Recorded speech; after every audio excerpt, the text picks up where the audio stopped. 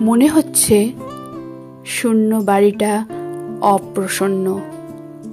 অপরাধ হয়েছে আমার, তাই আছে মুখ ফিরিয়ে। ঘরে ঘরে বেড়াই ঘুরে, আমার জায়গা নেই। হাঁপিয়ে বেরিয়ে চলে আসি, এ বাড়ি ভাড়া দিয়ে চলে যাব দেরাদুনে। অমলের ঘরে ঢুকতে পারিনি বহুদিন, মোচড় যেন দিত বুকে। ভাড়াটে আসবে, ঘর দিতেই হবে সাপ করে, তাই খুললেম ঘরের তালা।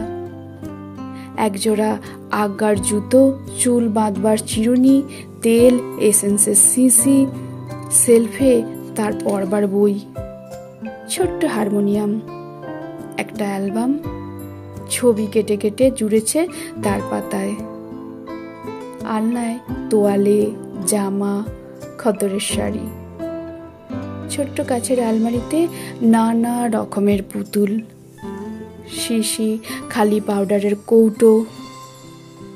চুপ করে বসে রইলেম চৌকিতে, টেবিলের সামনে। লাল চামড়ার বাক্স স্কুলে নিয়ে যেত সঙ্গে, তার থেকে খাতাটি নিলেম তুলে। আঁক কষবার খাতা। ভিতর থেকে পড়ল একটি আখোলা চিঠি, আমারই ঠিকানা লেখা, অমলির কাঁচা হাতের অক্ষরে। শুনেছি ডুবে মরবার সময় অতীতকালের সব ছবি এক মুহূর্তে দেখা দেয় নিবিড় হয়ে।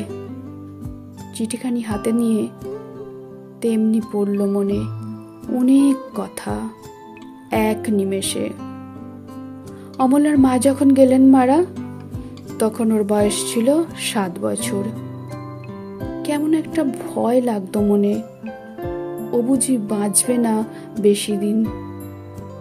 কেননা বড় করুণ ছিল ওর মুখ, যেন অকাল বিচ্ছেদের ছায়া।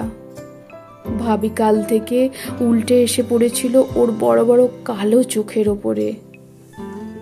সাহস হতো না ওকে সঙ্গ ছাড়া করি। কাজ করছি আপিসে বসে, হঠাৎ হতো মনে যদি কোনো আপদ ঘটে থাকে। বাকিপুর থেকে মাসি এলো ছুটিতে, বললে মেয়েটার পড়াশোনা হলো মাটি, মূর্খ মেয়ের বোঝা বইবে কে আজকালকার দিনে। লজ্জা পেলেম কথা শুনে, বললেম কালই দেব ভর্তি করে বেথুনে। স্কুলে তো গেল, কিন্তু ছুটির দিন বেড়ে যায় পড়ার দিনের চেয়ে। কতদিন স্কুলের বাস অমনি যেত ফিরে, সে চক্রান্তে বাপেরও ছিল যোগ।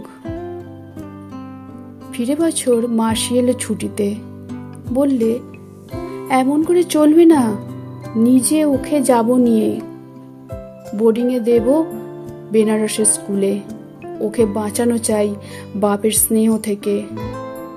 মাসির সঙ্গে গেল চলে, অশ্রুহীন অভিমান নিয়ে গেল বুক ভরে।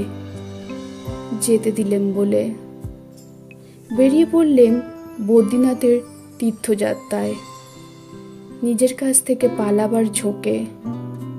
4 মাস খবর নেই, মনে হলো গ্রন্থি হয়েছে আলগা গুরুর কৃপায়। মেয়েকে মনে মনে সঁপে দিলেম দেবতার হাতে।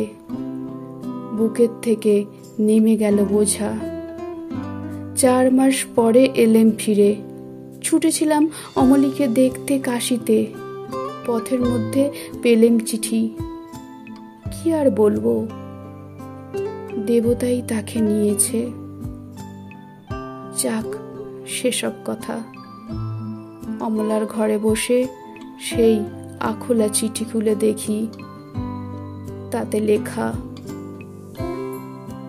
তোমাকে দেখতে বড্ড ইচ্ছে করছে, আর কিছুই নেই। নমস্কার।